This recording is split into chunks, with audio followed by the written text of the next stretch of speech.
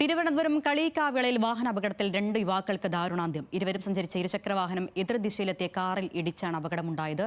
കളിയിക്കാവിള സ്വദേശികളായ ആന്റണി ബെൻ, ആന്റണി ഷെറിൻ എന്നിവരാണ് മരിച്ചത്. അപകടത്തിന്റെ CCTV ദൃശ്യങ്ങൾ പുറത്തുവന്നു.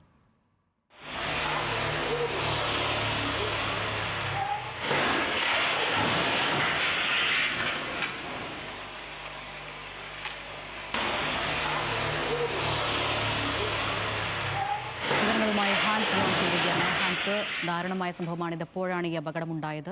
വിശദാംശങ്ങൾ.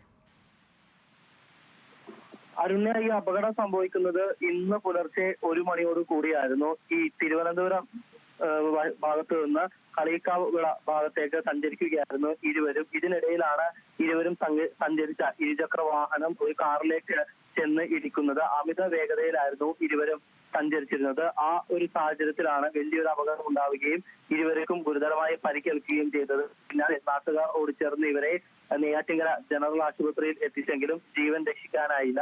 കളിയിക്കാവിള സ്വദേശികളായിട്ടുള്ള ആന്റണി ബെൻ, ആന്റണി ഷെറിൻ എന്നിവരാണ് ഈ അപകടത്തിൽ മരിച്ചത്. ഇതിനിടയിൽ ഈ കാർ ഓടിച്ചിരുന്ന വിഴിഞ്ഞം സ്വദേശി സെയ്താലി അദ്ദേഹത്തിനും ചെറിയ രീതിയിൽ പരിക്കേറ്റിട്ടുണ്ട്. പക്ഷേ ഗുരുതരമല്ല.